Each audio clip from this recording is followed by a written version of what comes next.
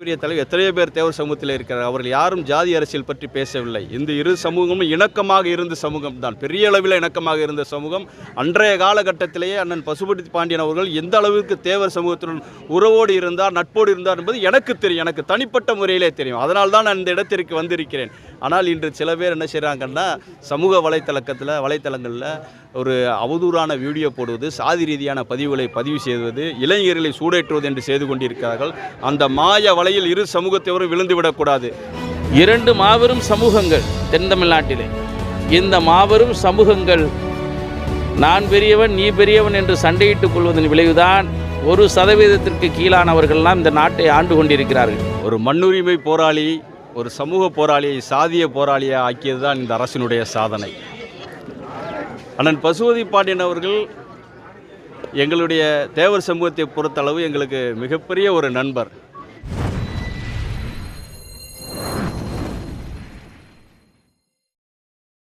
தமிழ் தேசிய போராளி அண்ணன் பசுபதி பாண்டியன் 14வது நினைவேந்தல் நிகழ்ச்சியிலே கலந்து கொள்வதில் நான் பெருமை அடைகின்றேன். கிட்டத்தட்ட நான் 2வது முறையாக நான் இங்கே வருகிறேன். எந்த முறையும் இல்லாத அளவுக்கு இந்த முறை மிகவும் சிறப்பாக இருக்கிறது. நான் வருகின்ற வழியில் அனைத்து அரசியல் கட்சி தலைவர்களையும் பார்க்க முடிந்தது. அனைவரும் நான் நேராக சந்தித்து பேசிட்டு வரேன்.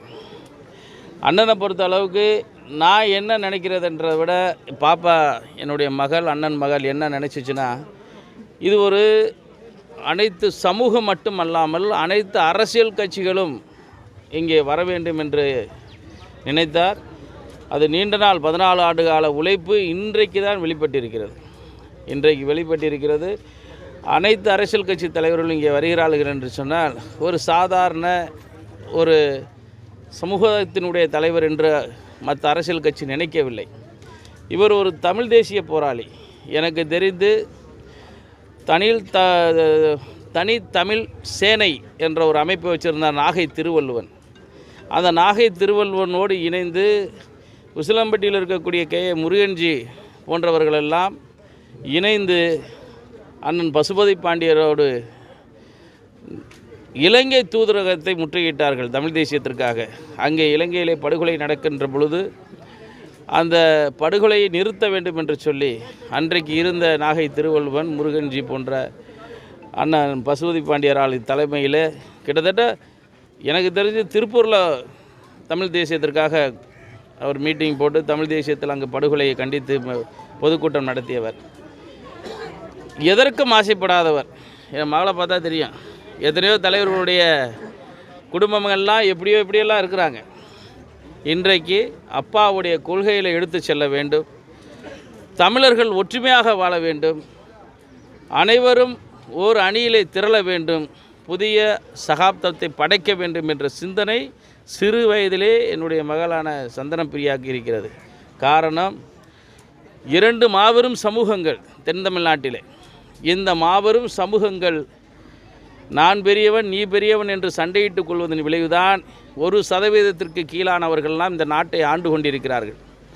இதை மாற்ற வேண்டும் என்று சொன்னால் சமூக ஒற்றுமை வேண்டும்.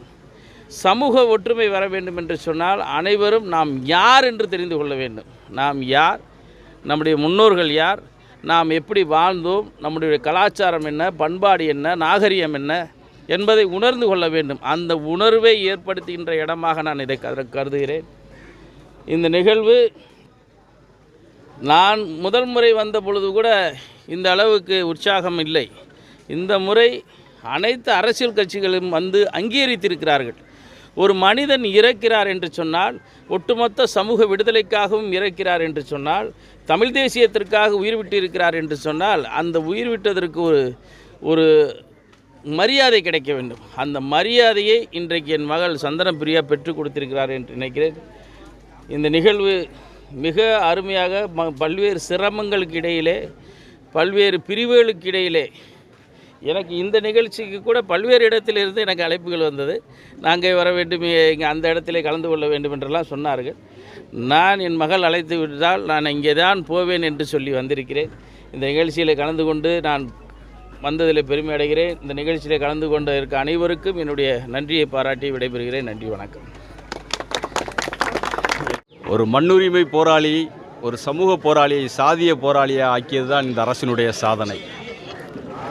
அண்ணன் பசுபதி பாண்டியன் அவர்கள் எங்களுடைய தேவர் சமூகத்தை பொறுத்தளவு எங்களுக்கு மிகப்பெரிய ஒரு நண்பர்.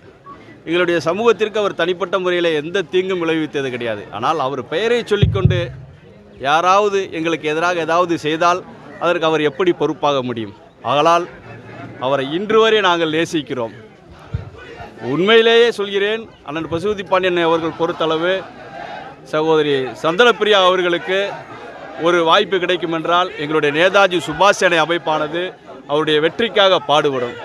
இதே வேளையில் இது தொடர்ந்து இந்த அரசாங்கம் இந்த விழாவுக்கு ஒத்துழைப்பு கொடுக்க வேண்டும். எங்களுடைய சமூகத்தைச் சேர்ந்த அத்தனை பேர் வந்து இவருக்கு வீர வணக்கம் செலுத்துவதற்கு தயாராகி இருக்கிறோம். எங்களுக்காக பல வகைகளே உதவி செய்ய எனக்கு நெருங்கிய நண்பரும் கூட. நான் இவருக்காக வழக்குகளை கூட நடத்தியிருக்கிறேன். இது யாருக்கும் தெரியாது. அப்பொழுது என்னை அன்பு தம்பி என்று சொல்லிதான் என்னை அழைப்பார். அதே போல இந்த குடும்பத்தில் இருக்கவருக்கும் நான் நிறைய வழக்குகளை நடத்தியிருக்கிறேன். அவர்களையும் எனக்கு நல்ல முறையிலே தெரியும்.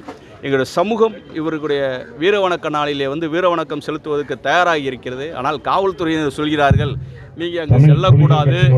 நிறுவன தலைவர் மரியாதைக்குரிய எங்களது நெஞ்சமெல்லாம் நிறைந்திருக்கின்ற உங்களுக்கு ஆபத்து வரும், திருவள்ளுவன் அவர்களோடு உங்களுக்கு அச்சுறுத்தல் வரும் என்றெல்லாம் சொல்கிறார்கள். ஒன்றிய கழக நிர்வாகிகள் உங்களுக்கு யார் பாதுகாப்பு கொடுப்பார்கள் என்று சொல்கிறார்கள். நான் சொன்னதெல்லாம் நான் யாரையும் நம்பி செல்லவில்லை. என்னுடைய தேவேந்திர குல சகோதரர்களை நம்பிதான் அங்கு செல்கிறேன். அவர்கள் என்னை பார்த்துக் கொள்வார்கள் என்று சொல்லிவிட்டு அங்கிருந்து நான் கிளம்பி வந்திருக்கிறேன். என்னை பொறுத்தளவு தேவேந்திர குல சமூகமானது நம்பியவர்களை கைவிட்டதாக சரித்திரமே கிடையாது. அண்ணன் பசுபதி பாண்டியன் அவர்கள் வழியில் என்றும் சொல்லிக் கொள்கிறேன். அவருக்கு எங்களுடைய வீர வணக்கத்தை தேவர் சமூகத்தின் சார்பாக செலுத்திக் கொள்கிறோம். நன்றி. தொடர்ந்து தென் மாவட்டங்களில் இந்த இரு சமூகங்கள் ஒற்றுமையாக செயல்படணும் அப்படின்னு உங்களை போன்ற நபர்கள், தேவேந்திர குல சமூகத்தை போன்ற நபர்கள்லாம் தொடர்ந்து முன்னெடுத்துட்டு வராங்க. ஒரு சிலர் வந்து தன்னோட சுயநலத்துக்காண்டி இந்த சமூகத்தை பிரிவினைப்படுத்தணும்னு நினைக்கிறேன். அதை பற்றி உங்களோட கருத்து என்ன? அது எல்லாம் சுய லாபத்துக்காக செய்கிறார்கள். அதாவது படித்தவர்கள் பெரிய பெரிய தலைவர் எத்தனையோ பேர் தேவர் சமூகத்தில் இருக்கிறார். அவர்கள் யாரும் ஜாதி அரசியல் பற்றி பேசவில்லை. இந்த இரு சமூகமும் இணக்கமாக இருந்த சமூகம் தான், பெரிய அளவில் இணக்கமாக இருந்த சமூகம். அன்றைய காலகட்டத்திலேயே அண்ணன் பசுபதி பாண்டியன் அவர்கள் எந்த அளவுக்கு தேவர் சமூகத்துடன் உறவோடு இருந்தார், நட்போடு இருந்தார் என்பது எனக்கு தெரியும், எனக்கு தனிப்பட்ட முறையிலே தெரியும். அதனால் தான் நான் இந்த இடத்திற்கு வந்திருக்கிறேன். ஆனால் இன்று சில பேர் என்ன செய்கிறாங்கன்னா, சமூக வலைத்தளங்களில் ஒரு அவதூறான வீடியோ போடுவது, சாதி ரீதியான பதிவுகளை பதிவு செய்வது, இளைஞர்களை சூடேற்றுவது என்று செய்து கொண்டிருக்கிறார்கள். அந்த மாய வலையில் இரு சமூகத்தவரும் விழுந்துவிடக்கூடாது.